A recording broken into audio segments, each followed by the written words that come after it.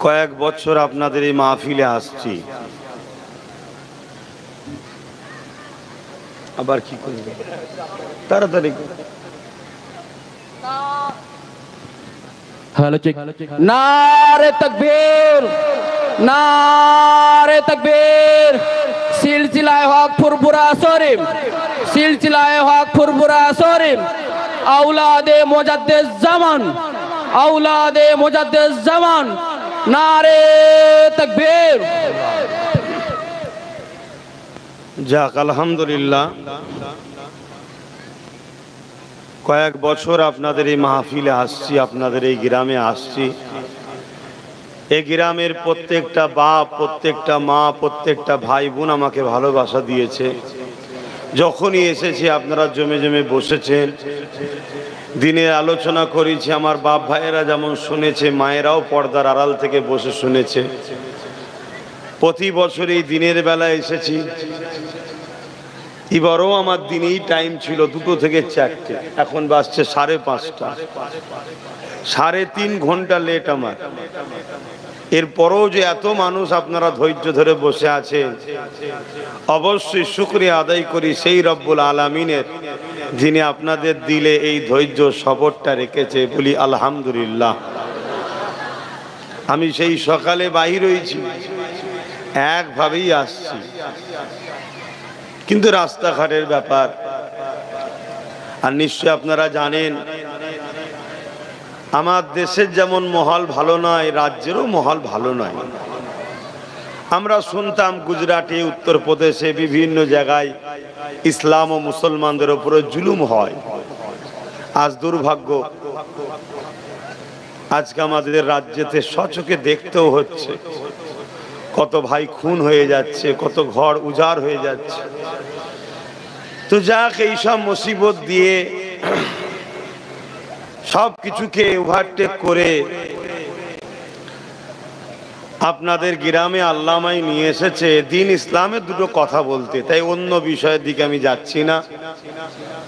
আল্লাহর কাছে দোয়া করব এতটুকু, আল্লাহ জালেস পরিস্থিতি যেন তৈরি করে দেন। বলুন আমিন। তা আমি আশা রাখবো, যেসব ভাইয়েরা দাঁড়িয়ে আছেন, এই রাস্তার রাখার দরকার নেই, রাস্তা ধরেও বসে যান। আর আমার আম্মা যান বোনগুলো আসছে, তাদের রাস্তাটা বন্ধ করবেন না। কেন? তারা হলো আমাদের প্রথম শিক্ষিকা, তাই তো নাকি? প্রত্যেকটা বাচ্চা মানুষ হয় মায়ের উপর নির্ভর করে।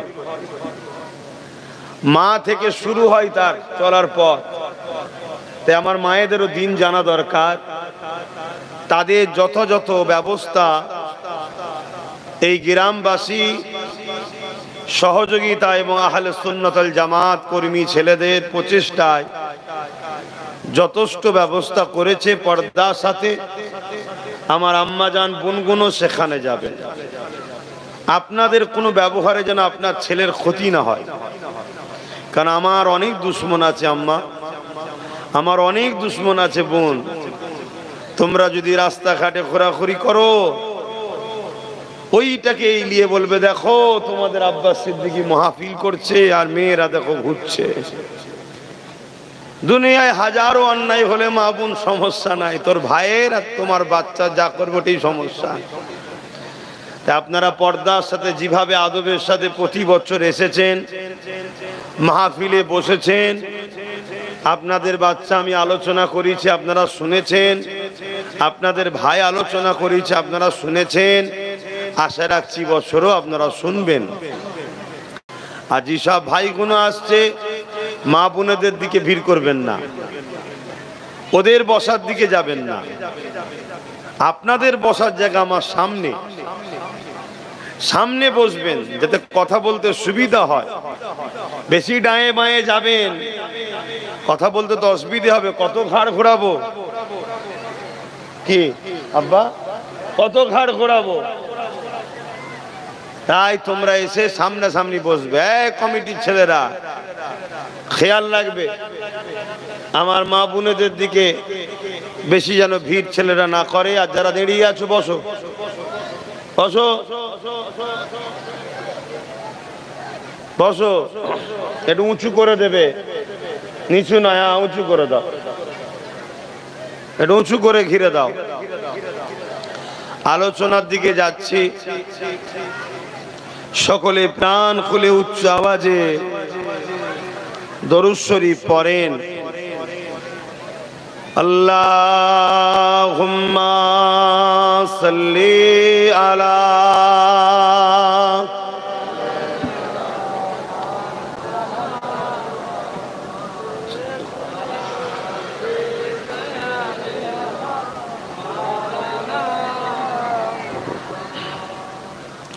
জবান খুলে পড়তে হবে তো। আল্লাহুম্মা সাল্লি আলা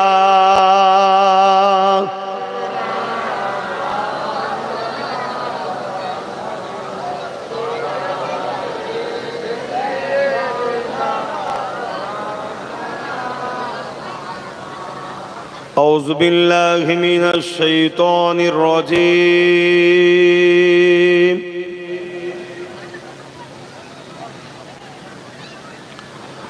بسم الله الرحمن الرحيم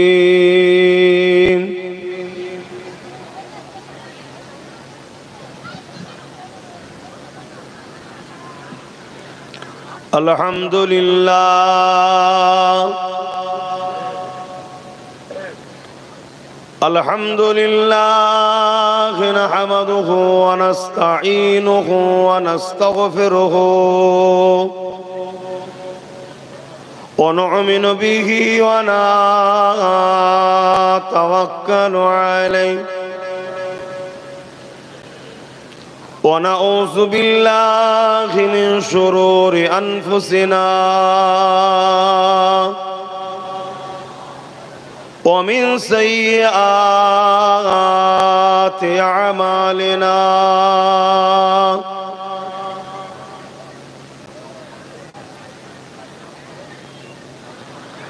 من يهدي الله فلا مضل له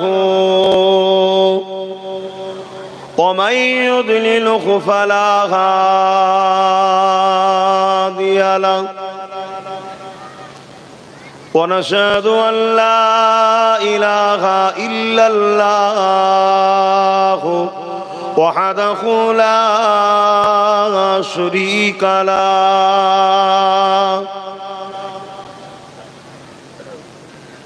ونشهد أن سيدنا وحبيبنا ومولانا محمدا عبده ورسوله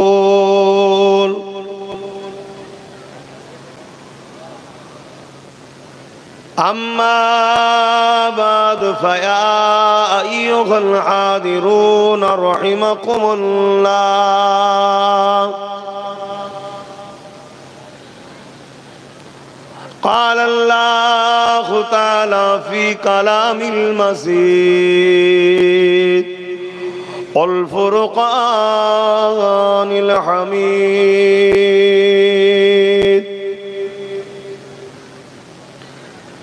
إن الله وملائكته يصلون على النبي يا أيها الذين آمنوا صلوا عليه وسلموا تسليما اللهم صل على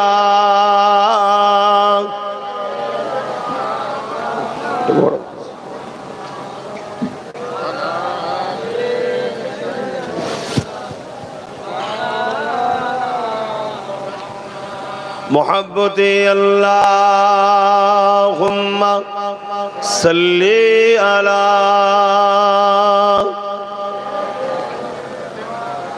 مولانا محمد وعلى آله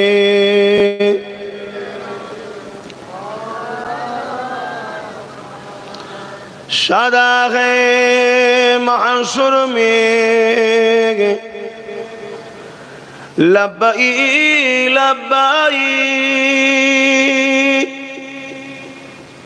जहां उम्मतों ने पुकारा मुहम्मद सदा है महशर में लब्बई लब्बई जहां उम्मतों ने पुकारा मुहम्मद हमें जानो दिल से प्यारा मुहम्मद मुहम्मद के खामों है हमारा मुहम्मद अल्लाहुम्मा सल्ली अला जुरे जुरे पड़े वाला आले सैयदना मौलाना मुहम्मद अल्लाहुम्मा सल्ली अला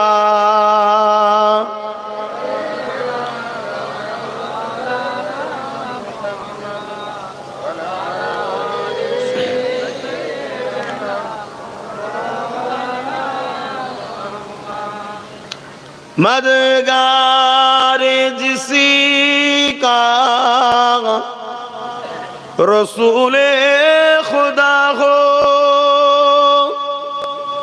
उसे और हिम्मत का परवाह किया है मदद को चले आएंगे कमली वाला डूबते डूबते ही संभल जाएगा अल्लाहुम्मा सल्ली अला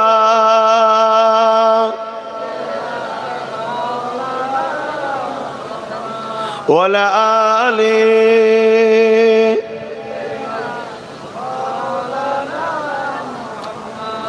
कलमे ला इलाहा इल्लल्लाह ला इलाहा इल्लल्लाह मुहम्मदुर रसूलुल्लाह ला इलाहा इल्लल्लाह ला इलाहा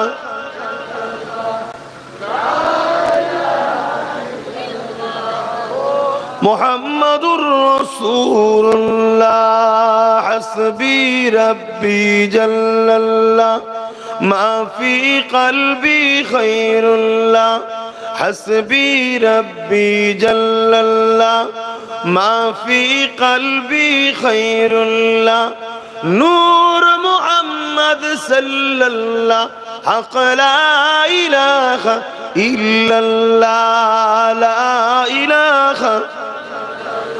ला इलाहा इल्लल्लाह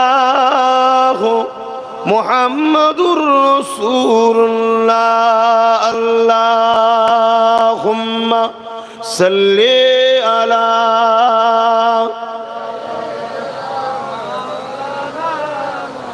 वला आले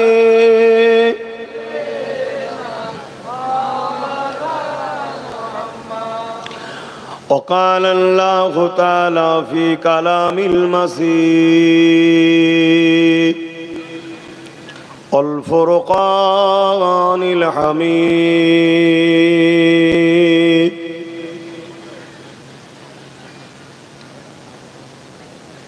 وما خلقت الجن والإنس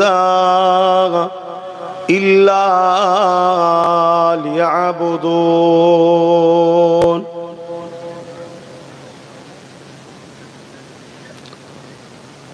وقال الله تعالى في كلام المزيد والفرقان الحميد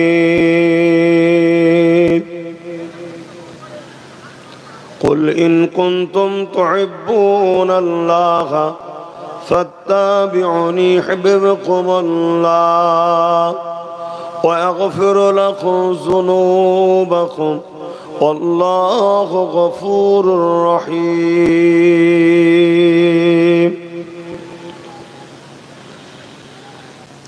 وقال النبي صلى الله عليه وسلم من أحب لله وأبغض لله وعات لله ومنع لله فقد استكمل الإيمان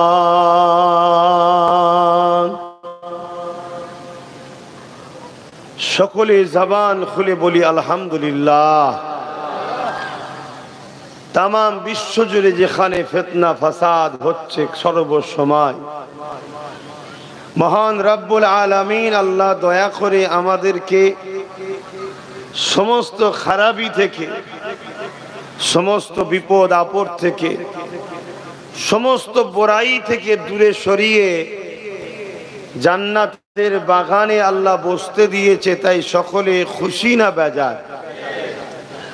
আমাকে আল্লাহ হাজির করিয়েছেন আলহামদুলিল্লাহ, আপনাদেরকেও তো আল্লাহ হাজির করিয়েছে, তাই আরো একবার বলি আলহামদুলিল্লাহ। এই সমাজে হাজারো ছেলে খারাপ কাজে লিপ্ত হয়ে আছে, কেউ কেউ বিমারে হসপিটালে বা বিছানায় পড়ে আছে, কেউ দোষ করে জেল খাটছে, কেউ আবার নির্দোষ তারপরেও সে জালিমের কারাগারে বন্দী আছে। আল্লাহ সব কিছু থেকে মুক্ত করে আমাদেরকে এমন একটা জায়গায় বসিয়েছেন, যে জায়গায় বসার দরুন আল্লাহ আমাদের ছোট ছোট গুনাহগুলো এমনি মাফ করে দেন। জোরে বলুন সুবহানাল্লাহ। আরো জোরে বলা যাবে না সুবহানাল্লাহ? আমার নবী পাকের উম্মত উম্মতিরা, আমার ইসলাম ধর্মের অনুসারীরা, এই পৃথিবীতে হাজারো ধর্ম আছে, বা আমার দেশেও অনেক ধর্ম আছে, যার যার পছন্দ তার তার কাছে। আমি কারো পছন্দের পক্ষের বিপক্ষে কোনো কথা বলতে আসিনি। আমাদেরও একটা পছন্দ, আমাদেরও একটা ধর্ম আছে না নাই? আল্লাহ শুকরিয়া আদায় করেন, আল্লাহ আমাদেরকে এমন একটা ধর্ম দিয়েছে, এমন একটা ধর্ম নসিবে মিলিয়েছে, এমন একটা ধর্মকে পছন্দ করেছি। মহান সৃষ্টিকর্তা আল্লাহ বলছেন ইন্নাদ দীনা ইনদাল্লাহিল ইসলাম। এ আমার বান্দা বান্দিরা, এ মনুষ্য জাতিরা, আমি আল্লাহ আমারও পছন্দনীয় ধর্ম হলো ইসলাম। জোরে বলুন সুবহানাল্লাহ। আরো জোরে বলুন সুবহানাল্লাহ। আল্লাহ সেই ধর্মের ঘরে জন্ম দিয়েছে, এতে আমরা খুশি না বেজার? কিন্তু ইসলাম এর অনুসারীদের উপরে যুগ যুগ ধরে জুলুম অত্যাচার হয়ে আসছে। এটা সত্য না মিথ্যা?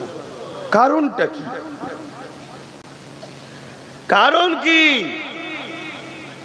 কখনো লিখালিখুনির মাধ্যম দিয়ে আমাদের ঘরে আসামির কাঠগড়াই বারবার তোলা হচ্ছে, কখনো মিডিয়ার মাধ্যম দিয়ে আমাদের ঘরে আসামির কাঠগড়াই তোলা হচ্ছে, কখনো আমার ইসলামকে, কখনো আমার কোরআনকে, কখনো আমার আল্লাহকে, কখনো আমার রসুলকে, কখনো আমার কোরআনকে বারবার ধরে যুগ যুগ ধরে একদল মানুষ সমালোচনা জুলুম করছে না করেনি? এর কারণটা কি? এর কারণটা আপনারা খুব সহজে বুঝে যাবেন যদি আমরা একটু নূর নবীর জীবনের প্রথম দিকটা আলোচনা করি। কারণটা জানা দরকার আছে না নাই? আমেরিকায় দেখুন, জাপানে দেখুন, ফ্রান্সে দেখুন, ব্রিটেনে দেখুন, অস্ট্রেলিয়ায় দেখুন, ব্রাজিলে দেখুন, পুরো পৃথিবী জুড়ে কোথায় মসজিদ বন্ধ করছে, কোথায় আজানের উপরে নিষেধাজ্ঞা, কোথায় কোরআন ব্যান করার চেষ্টা, কোথায় দাড়ির উপরে জুলুম, কোথায় টুপির উপরে জুলুম, কোথায় হুজুরের নামে ফিল্ম, কোথায় হুজুরের নামে কার্টুন, কোথায় আল্লাহর নামে গুস্তাখি। এসব দুনিয়া জুড়ে যুগ যুগ ধরে চলে আসছে। আমার সোনার ভারতটাই কিন্তু এত অসভ্য ছিল না। রিসেন্ট দেখছি আমার সোনার ভারতে একদল মানবরূপী পশু বেরিয়েছে, এরাও যেন আজকাল দেখছি উঠে পড়ে লেগেছে ইসলামের বিরুদ্ধে। কারণটা কি? কারণটা খুঁজবেন না? আমরা তো কোনোদিন সরকার তো বসিনি যে বাবা কারো সম্পত্তি লুটে নিয়েছি তাই আমাদের পিছনে লেগেছে। আমরা তো কারো বড় বড় পদ, অফিস, আদালতেও তো আমরা নাই যে বাবা কাউকে মিথ্যা হবে কিছু জুলুম করেছি, কেস টেস দিয়েছি তাই আজকে প্রতিশোধ নিচ্ছে।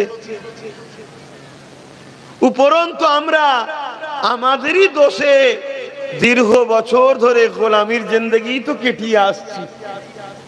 কোন রকম ডাল ভাত খেয়ে পরিবার বাচ্চাদের নিয়ে নিজের মেহনতের পয়সায় আমরা আল্লাহ শুকরিয়া জিহালে আছি, আলহামদুলিল্লাহ বলি তো কাটাচ্ছি। উপরন্তু আমরা দেখতে পাই আমাদেরই সম্পদ, আমাদেরই জায়গা, আমাদেরই ওয়াকফের জায়গা, আমাদেরই মসজিদের জায়গা, আমাদের মাদ্রাসার জায়গা, আমাদের কবরস্থানের জায়গা, আমাদের খানকার জায়গা, আমাদের ঈদগার জায়গা দীর্ঘ বছর ধরে এক এক এক এক করে জালিমরা সব লুটে লুটে আসছে। কথায় কি কারো অসুবিধা হচ্ছে? আমি কি ভুল বলছি? কথা বলেন মিথ্যা বলছি? মিথ্যা যখন বলিনি, মুস্তাফা জানের রহমতের গোলামদের তো কষ্ট হওয়া উচিত নয়, কষ্ট হচ্ছে। এরপরও এত জুলুম কেন বলেন? আমার চাকরি ও পেয়ে গেল, আমার জায়গা ও পেয়ে গেল, আমার অধিকার ও নিয়ে নিল, আমার পার্সেন্টটা ওরা নিল, সব কিছুতে আমরা খামোশ হয়েই তো আছি। তারপরও এত জুলুম কেন? এই জুলুমের কারণ হলো দুটো কারণ। প্রথম নম্বর কারণ হচ্ছে ইসলামের সত্যের কাছে যত অন্যায়কারী, বদমাইশ, জালিম, ভণ্ড আছে তারা তাদের খদ্দেরকে ধরে রাখতে পারছে না, সব দলে দলে ইসলামে চলে যাচ্ছে। জোরে বলুন সুবহানাল্লাহ। আরো জোরে বলবেন না? এই একটা কারণ। যেমন কারণ ছিল আবু জেহেলের। আমার নবী তো আবু জেহেলকে বলেছিল নাকি তুই সরে যা, আমি নেতা হব, আমি গদিতে বসবো, আমি রাষ্ট্র চালাবো, বলেছিল না? আল্লাহ নবী এসে বলেছিল আবু জেহেল এই নারীগুলোকে জ্যান্ত পুঁতে দিচ্ছ কেন? নারী তো মায়ের জাত, ওদেরকে ভোগ করছো কেন? নারীদের উপরে জুলুম করছো কেন? এই আমার মায়ের জাতেরা শোনেন, শোনেন, বাচ্চাদেরকে নূর নবীর প্রেমিক বানাবেন, যখন বয়স হবে বাচ্চার বাড়িতে ভাত পাবেন। আর নূর নবীর যদি প্রেমিক না বানান, ওই বাচ্চা বড় হয়ে মাকে বৃদ্ধাশ্রমে দিয়ে দেবে, না হয় মেরে তাড়িয়ে দেবে, যেটা সমাজে ঘটছে না ঘটেনি? আমার আলোচনা সবাই শুনছেন তো নাকি? আল্লাহ নবী এসে বলেছিল নারীদের কল্যাণ চায়, নারীদের আজাদ চায়, নারীদের উপরে জুলুম বন্ধ করো। আবু জেহেল বলল মুহাম্মদ সাল্লাল্লাহু আলাইহি ওয়াসাল্লাম তুমি এ কথা বলা বন্ধ করো। তোমার যদি মনে হয় কোন রাজত্ব করা দরকার তাহলে বলে একটা ভাগ দিচ্ছ, ওই জায়গায় তুমি নেতৃত্ব দাও। অনেক কিছু নবীকে অফার দিচ্ছে। আমার নূর নবী বলেছিল না, আমি মহান সৃষ্টিকর্তার পক্ষ থেকে মানুষ জাতিকে বাঁচাবার জন্য এসেছি। জোরে বলুন সুবহানাল্লাহ। কি জন্য এসেছে? বাঁচাবার জন্য। অনেক বড় কথা। আমার নবী পাক কের উপরে আবু জেহেল রেগে গেল, উতবা রেগে গেল। তৎকালীন যারা নারীদের দেহকে শোষণ করত, নারীগুলোকে রাখেল বানিয়েছিল, নারীগুলো ভোগের জিনিস বানিয়েছিল, নারীদের অধিকার হরণ করেছিল, নারীদের উপরে জুলুম করেছিল, তারা দেখলো মুহাম্মাদের কণ্ঠ যদি বন্ধ না করা যায় তাহলে আস্তে আস্তে আমাদের ঘরের বেটিরা, আমাদের ঘরের মেয়েরা সব মুহাম্মদ রসুলের দিকে চলে যাচ্ছে, তার মেসেজকে অ্যাকসেপ্ট করছে, তার কথার উপরে জীবন যাপন করতে শুরু করছে, তাহলে তো আমাদের খুব শিগগিরই এই অন্যায়ের সাম্রাজ্য মিটে যাবে। তাই আবু জেহেল বিরোধী শুরু করেছিল। তাহলে বিরোধী করার মূল কারণ বুঝতে পারছেন? আজকের দিনও পৃথিবী জুড়ে আবার তাকিয়ে দেখেন, নারীদের উপরে অমানবিক অত্যাচার হচ্ছে, নারীদের অধিকার হরণ হচ্ছে, অধিকারের নামে নারীদেরকে উলঙ্গ করা হচ্ছে, সভ্যতার নামে, স্বাধীনতার নামে নারীদেরকে ভোগের পাত্রী বানানো হচ্ছে। কিন্তু যখনই বিশ্বের শিক্ষিত নারীরা গুগলে সার্চ করছে আমার রসুলের জীবনী, তারা দেখছে প্রফেট মুহাম্মদ রসুলের মতো এত সুন্দর রাস্তা, আদর্শের রাস্তা কেউ তো দেখায়নি। তাই জন্মসূত্রে অন্য ঘরে জন্ম নিল, জন্মসূত্রে অন্য ধর্মে জন্ম নিল, সেই সব ঘরের ছেলে মেয়েরা, শিক্ষিতরা দলে দলে দলে দলে নূর নবীর উপরে ঈমান এনে কলেমা পড়ে মুসলমান হয়ে যাচ্ছে। জোরে বলুন সুবহানাল্লাহ। তার একটা চাক্ষুষ প্রমাণ আপনাদের বলছি। আমেরিকার বুশ চেয়েছিল ইসলামকে আমেরিকা থেকে মুছে দেব।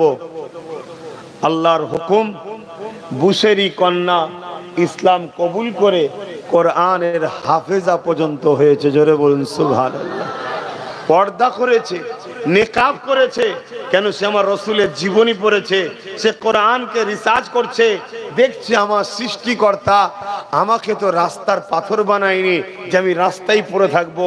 আমার সৃষ্টিকর্তা আমাকে হীরের থেকেও দামি করেছে। হীরে তো আলমারির লকারের মধ্যে নিরাপদে রাখা হয়। আমি মায়ের জাত, নারী, তাই আমাকে নিরাপদে থাকতে হবে।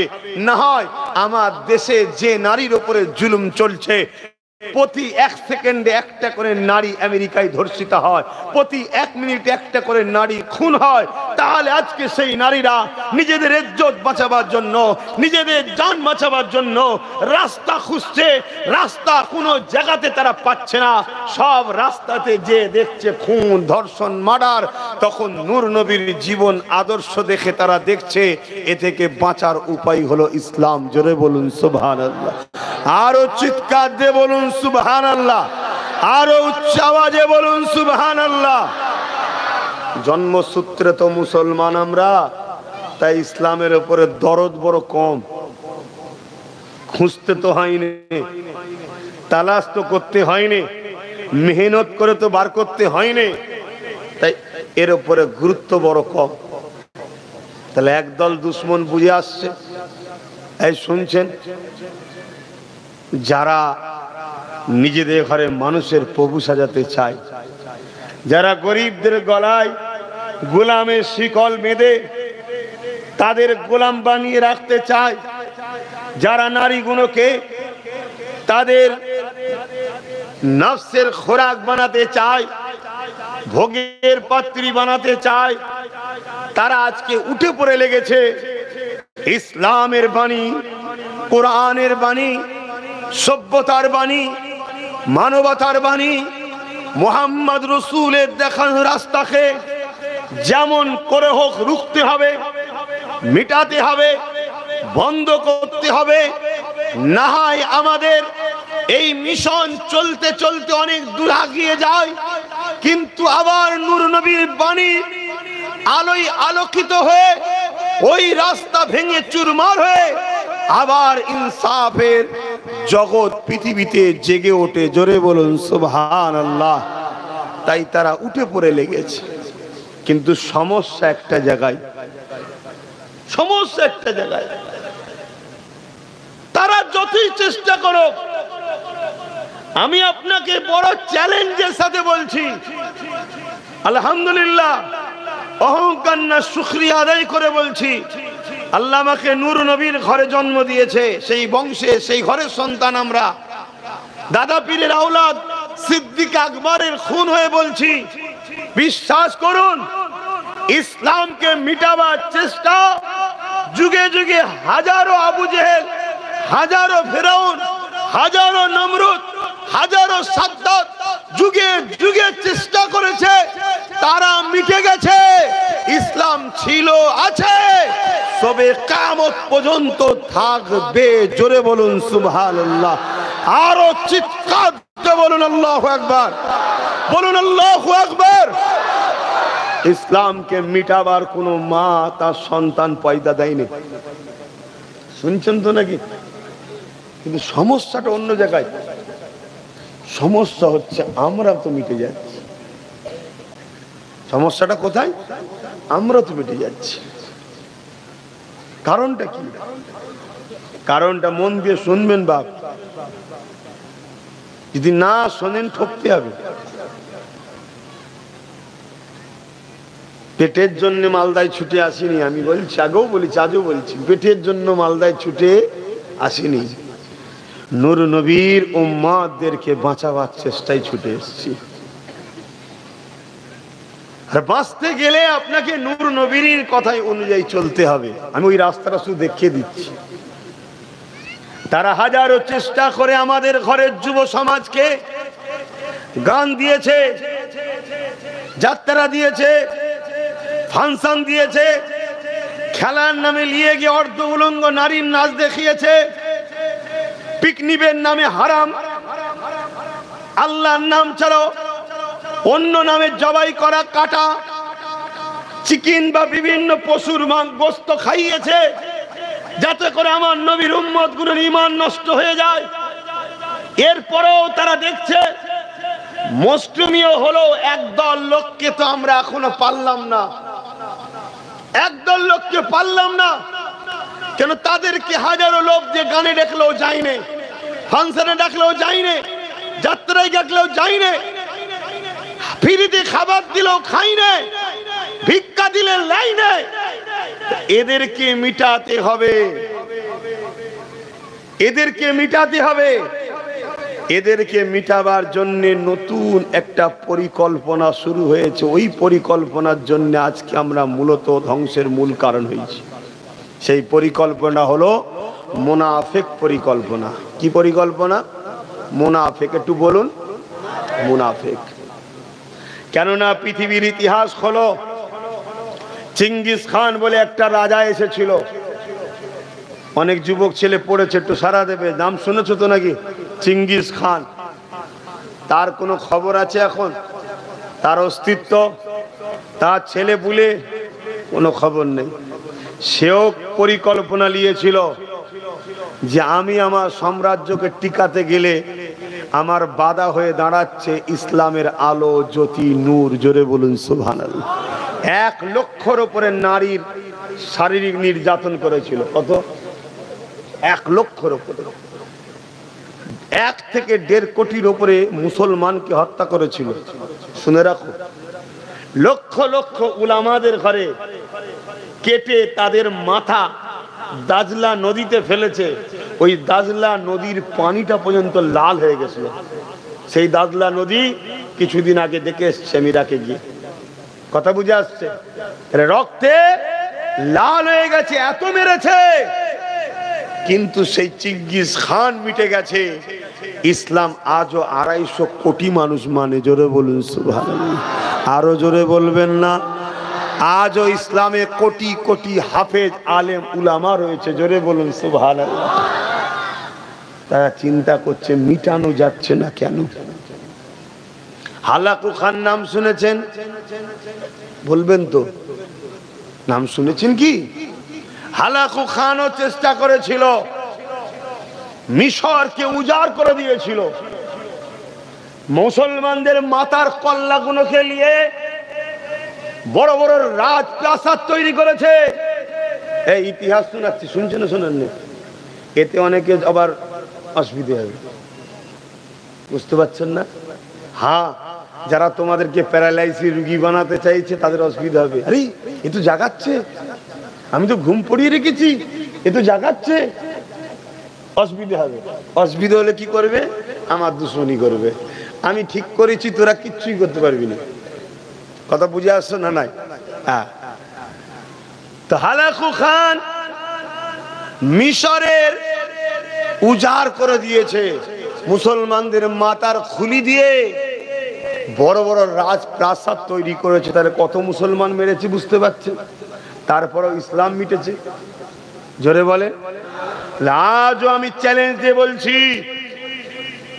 তুমি আমি মিটে যদি যাই একটা দোষে মিটবো, কিন্তু মনে রেখে দিও ইসলাম ছিল, আছে, কিয়ামত পর্যন্ত থাকবে।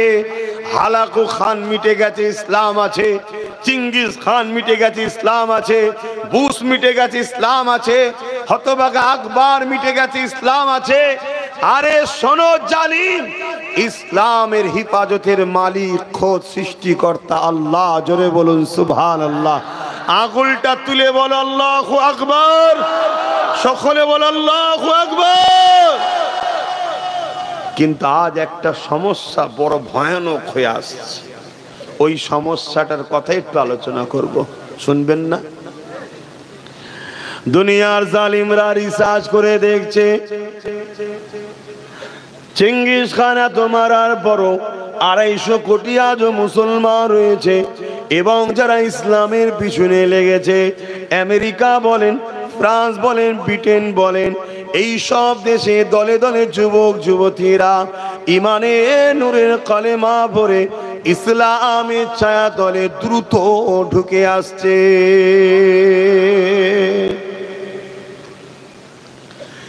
এ নওজওয়ানেরা, আমার আব্বা জানেরা, আমার আম্মা জানেরা, আজ বিশ্ব যখন রিসার্চ করে দেখতে লেগেছে, এত বড় বড় আঘাত এদের উপরে দেওয়া হয়েছে, এত বড় বড় হত্যা লীলা এদের উপরে চালানো হয়েছে, এদেরকে বারবার এত ক্ষতি করা হয়েছে, পুরো বাগদাদকে পুড়িয়ে দিয়ে উজাড় করে দেওয়া হয়েছে, পুরো ইরাকের জমিনেতে এমন করে চিঙ্গিস খান মেরে মেরে শেষ করে দিয়েছে।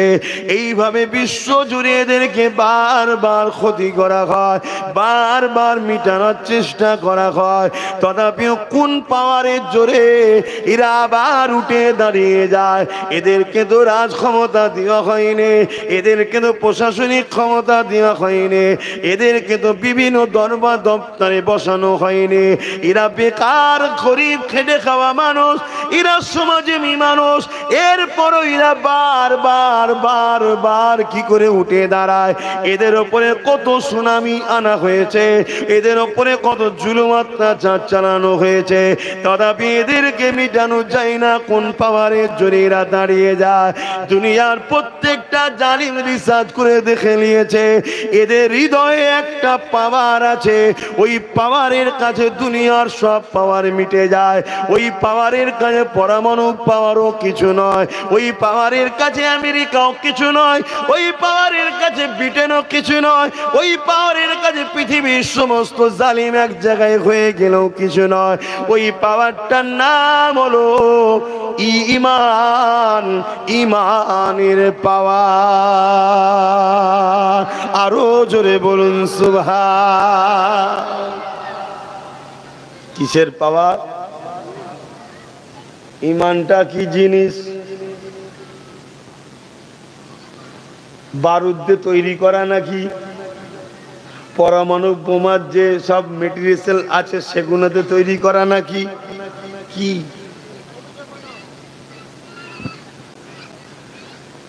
এ যুবকেরা, দুনিয়া যারা খোদা হওয়ার স্বপ্ন দেখছে, অর্থাৎ আজকের ফিরাউন, আজকে নমরুদ, আজকে সাদ্দাত, আজকে আবু জেহেল, আজকের উদবা যারা নারীগুলোকে ভোগের পাত্রী বানাতে চায়, যারা গরিবগুলোকে কৃতদাস বানাতে চায়, যারা মানুষগুলোকে গোলাম বানিয়ে দেয়, পোকামাকড়ের মতো হত্যা লীলা চালাতে চায়, তারা আজকে পৃথিবীর জমিনকে গোলাম যারা বানাতে চায়, তারা বড় বড় কোটি কোটি টাকা খরচ করে ইসলামের নামে বড় বড় স্কলার তৈরি করে তাদেরকে কিনে নিতে লেগেছে, বড় বড় ব্রেনিয়ান গুলোকে কিনে নিতে লেগেছে, বা তাদেরকে জোর করে বন্দি করে নিতে লেগেছে, এবং তাদেরকে ব্রেন গুলোকে কিনে নিয়ে তাদের দ্বারা তারা রিসার্চ করতে লেগেছে কি করে ইমানটাকে দুর্বল করা যায়, ইমানটাকে কি করে এদের থেকে কেড়ে নেওয়া যায়, ইমান কিসে পাওয়ার হয়, ইমানটা কি জিনিস, তারা রিসার্চ করতে লেগেছে।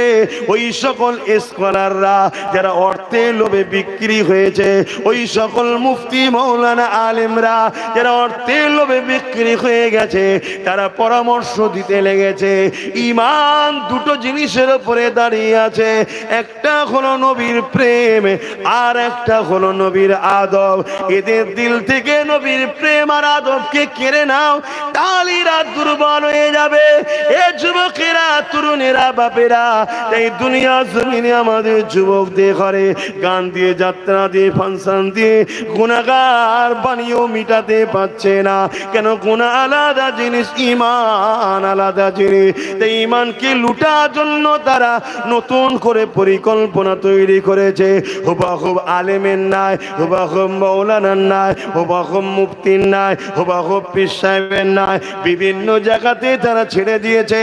তারা ঘুরিয়ে ফিরিয়ে কলে কৌশলে তোমার আমার ঈমানকে নষ্ট করার চেষ্টা করছে, নবীর প্রেম করাতে চাইছে, নবীর আদব কমাতে চাইছে, যাতে করে তোমার আমার ঈমানটা নষ্ট হয়ে যায় বা দুর্বল হয়ে যায়। কেননা নষ্ট ঈমান যদি হয়ে যায়, দুর্বল যদি ঈমান হয়ে যায়, তাহলে তোমাকে আমাকে অন্য কাউকে মারতে হবে না, নিজেরাই লড়াই করে করে শেষ হয়ে যাব। শুনছেন তো নাকি? আমার ওয়াজ সবাই বুঝছেন তো নাকি? আমি যে আলোচনা করি সব জায়গায়, এই আলোচনাতে আমার দুশ্মন বারে বার এভাবে আলোচনা খারাপ লিখছি, কাউকে ছোট করছি না, নিজেকে বড় করছি না। সাহস থাকলেও অনেকে করে না বা করতে পারে না। কি গো, বলা ভুল হচ্ছে নাকি? কথা বলো। কিন্তু তোমরা আমার নবীর উম্মত, তোমাদের জন্য নবী আমার মদিনার জমিনে কাঁদছে, তোমাদেরকে বুঝাতে হবে। তাই বুঝাবার চেষ্টা করছি। বাপ, তাতে যদি আমার জীবনটা লাগাতে হয় লেগে যাক, কোনো অসুবিধা নেই। কেন, জীবন তো এমনি যাবে একদিন, আজ নাই কাল। কিন্তু তোমাদের ঘরে নবীর সঙ্গে জুড়তে গিয়ে, বাঁচাতে গিয়ে, নবীর উম্মতকে বাঁচাতে গিয়ে যদি জীবন যায়, আমি নিজেকে ধন্য মনে করব যে আল্লাহ আমাকে এর বিনিময়ে জান্নাত দান করবে ইনশাল্লাহ। কেন, মরে সবাই যাবে, যাবে না? যাবে না? কি গো, বলবেন তো? পীর সাহেব হলে মরবে না? মুরিদ হলে মরবে না? নামাজি হলে মরবে না? বেনামাজি হলে মরবে না? নেতা হলে মরবে না? প্রজা হলে মরবে না? কত আমার দেশের সিএম মরে গেছে, এই রাজ্যের কত আমার দেশের পিএম মরে গেছে, আজ যে আছে সেও একদিন চলে যাবে। কত পীর সাহেব এসেছিল তোমার এলাকায়, এক এক করে সব ইন্তেকাল হয়ে গেছে। আজ এসছে, কাল আমিও কোন দিন ইন্তেকাল হয়ে যাব, তাই তো নাকি? কিন্তু তোমাকে হক কথা শিখাতে হবে, হক কথা বলতে হবে, না চোখের সামনে তোমার আমার মা বোন বেটিদের ইজ্জত আবরু লুণ্ঠন হবে, কিচ্ছু করতে পারবে না। আর এ থেকে রুকার উপায় হলো তোমার আমার ঈমানকে শক্তিশালী করতে হবে। জোরে বলুন সুবহানাল্লাহ। ঈমান শক্তি হয় কিসে? নবীর প্রেম ও আদবে। কেন আমাদের নিসবত নবীর সঙ্গে দূরত্ব হয়ে গেছে। এটা বড় প্ল্যান করে দুনিয়া জুড়ে তৈরি করা হয়েছে, বড় প্ল্যান করে করা হয়েছে। নবীর প্রেম ও আদব কমে যাওয়ার জন্য আজকে যারা সোজা হয়ে দাঁড়াতে পারেনি তারাও আমাদেরকে গালি দিয়ে চলে যাচ্ছে। কথা কিছু মাথায় ঢুকছে না? ঢোকে না। কেন? বুঝে নিয়েছে এদের মধ্যে থেকে মেডিসিন বেরিয়ে গেছে। সামান্য হাতে যদি কারো একটা লাঠি থাকে, দুটো লোক যদি কথা বলে বুঝে বলে কেন হাতে লাঠি আছে, কি বলে না বলে না? সামান্য যদি হাতে একটা বন্দুক থাকে, 10টা লোক কথা বলার সময় একটু বুঝে বুঝে কথা বলে কেন হাতে বন্দুক আছে। আরে পরমাণু বোমার থেকে হাজারো কোটি লক্ষ গুণ শক্তিশালী পাওয়ার জিনিসের নাম হলো নবীর প্রেম ও আদব, যাকে বলা হয় ঈমান। জোরে বলুন সুবহানাল্লাহ। আপনারা জানেন না, বাগদাদের সুলতানে বাগদাদ, সমস্ত অলিকুলের সম্রাট, পীরানে পীর দস্তগীর গৌসুল আজম বড় পীর আব্দুল কাদের জিলানী আল বাগদাদি রাহমাহুল্লাহ রাদিয়াল্লাহু তাআলা আনহু হুজুরের বাগদাদে যখন আমেরিকা বোম্বিং করছিল, ফ্লাইট থেকে বোম ফেলছিল, একটা বোমও ফাটেনি। কিসের জন্য হাজার হাজার বোম পড়ে ফাটলো না? এ যুবক শুনে রেখে দাও, কেন বাগদাদের জমিনে এমন একজন রয়েছে, দুনিয়া থেকে চলে যেতে পারে 800-900 বছর হয়েছে, কিন্তু তিনার ইমানের পাওয়ারের কাছে হাজার হাজার বোম পড়ছে ঠিকই, ফাটার ক্ষমতা পাইনি। জোরে বলুন সুবহানাল্লাহ, আরো জোরে বলুন সুবহানাল্লাহ।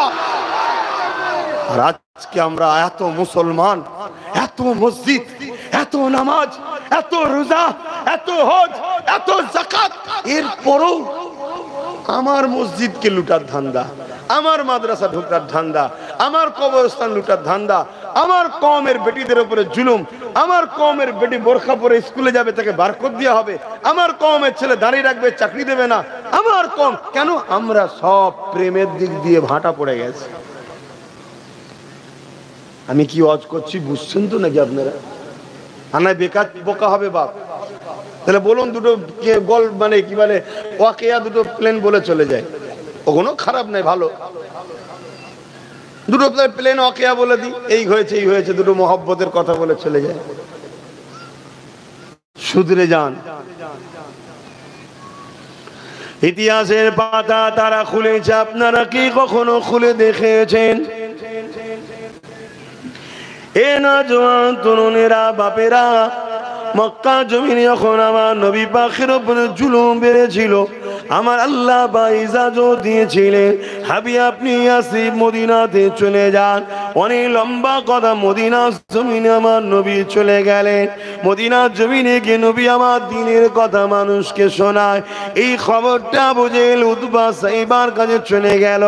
তারা এমন করে মক্কা থেকে 1000-এর উপরে লোক নিয়ে, যুদ্ধা নিয়ে, সুসজ্জিত শস্ত্র তৈরি যুদ্ধা নিয়ে, ঘোড়া উট তীর বল্লম নিয়ে, অস্ত্র নিয়ে মদিনার উপরে হামলা করার জন্য আগে আসতে লাগলো।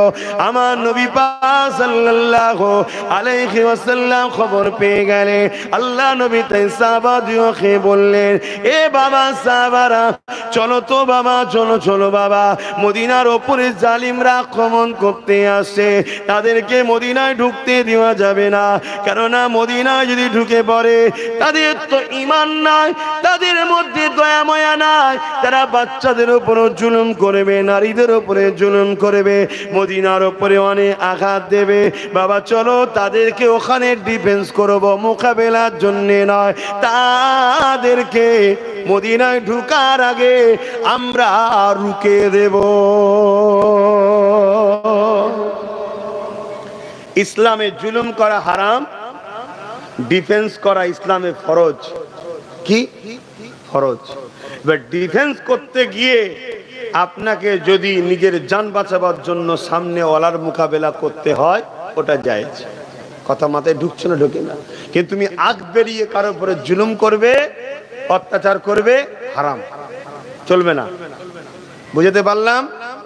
হ্যাঁ, কিন্তু আজ তো আমরা ডিফেন্সটাও তো ভুলে গেলাম। হ্যাঁ,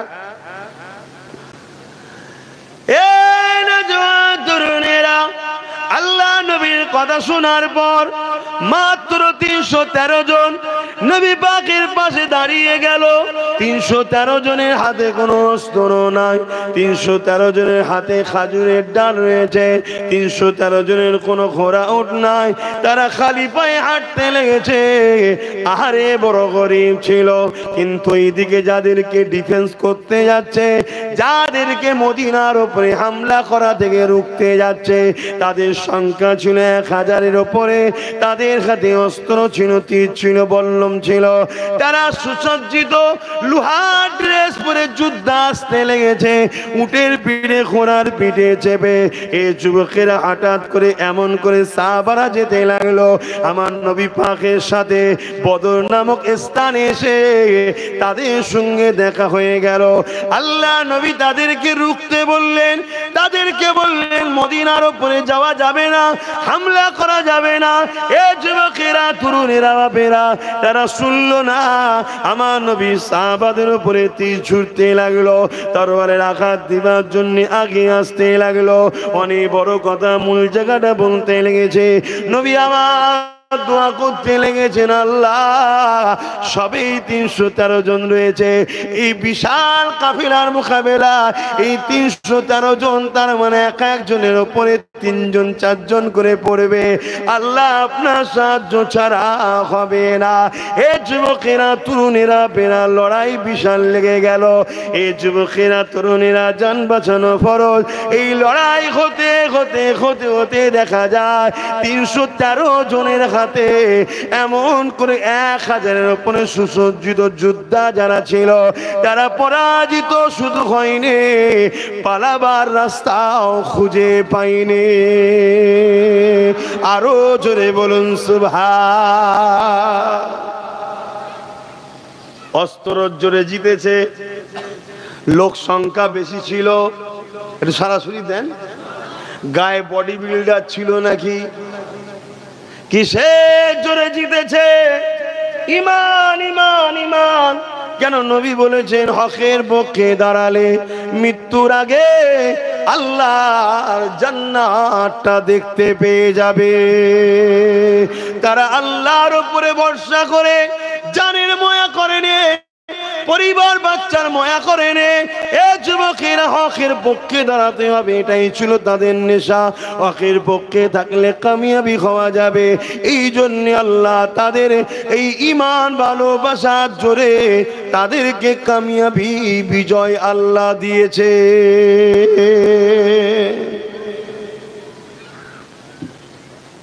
নিশ্চয়ই আপনারা জানেন, কিন্তু আমি কথাটা বললাম কেন? তাহলে জিতলাম কিসের জোরে? ঈমান। তাই পৃথিবী জুড়ে আজকে চেষ্টা চলছে ঈমানকে বার করে নাও। যদি বার নাও করতে পারো, দুর্বল করো।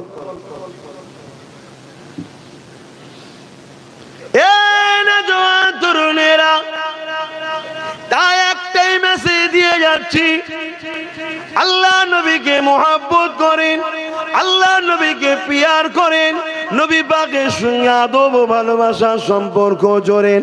দেখবেন কোথা থেকে আল্লাহ আপনাকে সাহায্য করবে, আপনি নিজেও ভাবতে পারবেন না। হাজারো তো চেষ্টা করলেন, কখনো এর ঝুলিতে গিয়ে বাঁচতে পারলেন না, কখনো ওর ঝুলিতে গিয়ে বাঁচতে পারছেন না, কখনো ওর ঝুলিতে গিয়ে বাঁচতে পারছেন না। এক কথাই মনে রাখবেন, যারই ঝুলিতে যান না কেন, সেই আপনাকে লুটার জন্য ঘুরে বেড়ায়।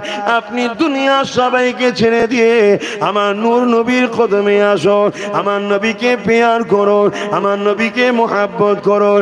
আমার নবীর পিয়ার মোহাব্বত আদব বাড়ান, আপনার ঈমানের পাওয়ারটা বেড়ে যাবে।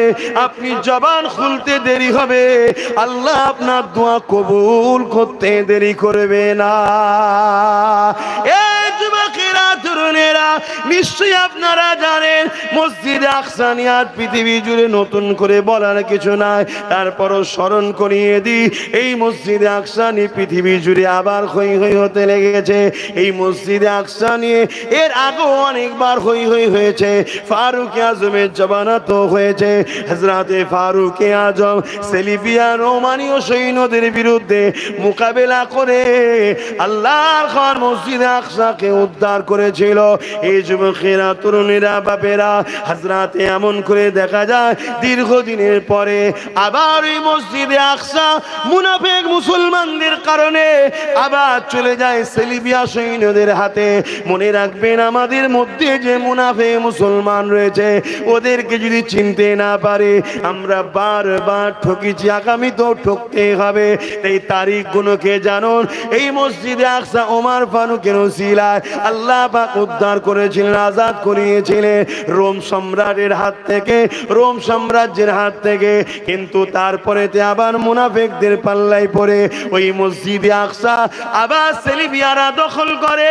এই যুবকেরা, তরুণীরা, বাপেরা, এই জমির উপরে একটা মা আর একটা বাপ, তাদের নিকাহ হলো। নিকাহ হওয়ার পরে একটা সন্তান হলো, যার নাম হলো হযরতে সালাউদ্দিন আইবি।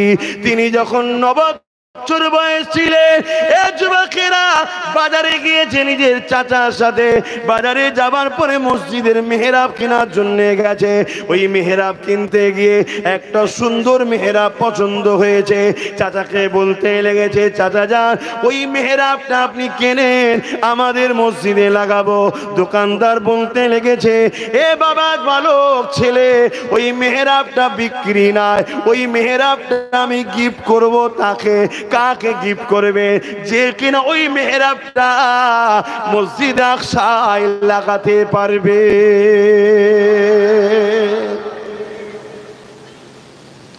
অসুবিধা হচ্ছে। বয়স তখন কত? 9 বছর। মেহরাব পছন্দ হয়েছে, আমাদের মসজিদে লাগাবো। আর দোকানদার বলছে ওটা বিক্রি নয়, ওটা গিফট করব। কাকে? যে কিনা মসজিদে আকসায় গিয়ে লাগাবে। মসজিদে আকসা তখন কাদের দখলে? সেলিবিয়া সৈন্য, পৃথিবীর নাম করা সৈন্য, যারা ইতিহাস পড়েছে জানে। শুনছেন তো নাকি? আর কত সৈন্য ঘিরে রেখেছে? 4 লক্ষ অস্ত্র ঘিরে রেখেছে। আজান বন্ধ, নামাজ বন্ধ। তাহলে আজ যে মসজিদ মাদ্রাসা নিয়ে হুড়োহুড়ি হচ্ছে, এটা নতুন কি? এটা নতুন নয়। কিন্তু উদ্ধার করতে গেলে যাদের প্রয়োজন, আমাদের ঘরের মায়েরা সেই সন্তান জন্ম দিতে পারছে? কথা বলছে না তো। কি করে পারবে? ফ্রিতে আপনি ভিক্ষা খাচ্ছেন, সালাউদ্দিন আইবি হয়? আর কথা মাথায় ঢুকছে না? ঢোকে না। এটা প্ল্যান। 100 বছর ধরে প্ল্যান হচ্ছে। আজকে যে দিনগুলো ঘটছে, 100 বছর ধরে প্ল্যান চলছে। আমি তো কখনো কখনো ভাবি না, আর এদেরকে বলে লাভ নেই, জাগিয়ে লাভ নেই। যা বলার তো বলে দিচ্ছি 3-4 বছর আগে ধরে। বলেছি না? বলিনি? কিন্তু আবার কোন জায়গায় যেন ঈমান বলছে তুমি তোমার ডিউটি পালন করো। তাই ডিউটি পালন করছি। 9 বছরের বাচ্চার সামনে যখন বলা হচ্ছে এটা মসজিদে আকসায় যে লাগাবে, আমি তাকে গিফট করব। মসজিদে আকসা 4 লক্ষ অস্ত্রধারী সেলিবিয়া সৈন্যরা ঘিরে রেখেছে। 9 বছরের বালক জবাব দিচ্ছে দোকানদারকে, ইনশাআল্লাহ আপনি রেখে দিন, খুব শিগগিরই মসজিদে আকসাতে এটা আমি গিয়ে লাগাবো। বলতে পারলেন না? এই জোরে বলুন না সুবহানাল্লাহ। জোরে বলুন না নারী দিবে। আর আমাদের 25 বছরের যুবক হারামখোর, গাঁজাখোর, বেঈমান, কাফের নেতাদের পিছনে ঘুরে ঘুরে বেড়াচ্ছে। তাহলে এর জাত ধ্বংস হবে না তো কারা হবে? আমাদের 30 বছরের যুবক ফ্যাশনে গিয়ে চরিত্রহীন নারীর নাচ দেখে বেড়াচ্ছে। আমাদের 35 বছরের যুবক ঘরে বিবি থাকার পরেও সে এখন অন্য জায়গায় যে হই হই করে বেড়াচ্ছে। তাহলে আমার খোদার ঘর বেইজ্জতি হবে, আমার মাদ্রাসা বেইজ্জতি হবে, এটা তো স্বাভাবিক। কষ্ট হলো? কষ্ট হলো? হ্যাঁ কি না বলো? 350 কিলোমিটার দূরে এসে কথা বলছি। কেউ যে আমার পক্ষে আছে কোনো গ্যারান্টি নেই। তারপর এত সাহস নিয়ে কেন কথা বলছি বুঝতে পারছেন না? ঈমান আছে, ঈমান। ঈমান আছে। আবার যাব, কথা মাথায় ঢুকছে না ঢোকে না? ঈমান আছে তাই বিশ্বাস আমার আল্লাহর উপরে। তাকদীরকে কখনো চেঞ্জ করতে পারা যায় না। খোদা তাকদীরে যেটা রেখেছে সেটা ঘটবে।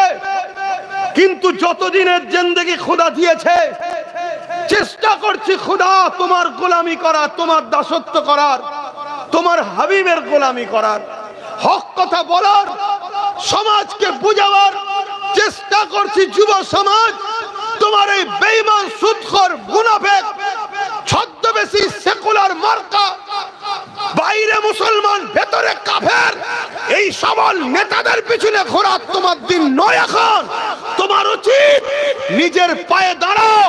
নিজের পরে নতুন প্রজন্ম মুসলিম যারা বাচ্চা তোমাদের, তাদেরকে মসজিদ মাদ্রাসা দিন তাদের হাতে তুলে দাও, যেভাবে তোমার বাপেরা তোমাদের হাতে দিয়েছে। কিন্তু আমাদের ছেলে তো সব ধান্দাই নেই, শয়তান নেতার গদি বাঁচাবার জন্য ব্যস্ত, চোরের সাম্রাজ্য টিকাবার জন্য ব্যস্ত। ওর গাড়ি বাড়ি কি করে হবে আমি মাথা ফাটাচ্ছি, আর ওরা সব উপরে বসে কলমের খোঁচায় আমাদেরকে শেষ করছে।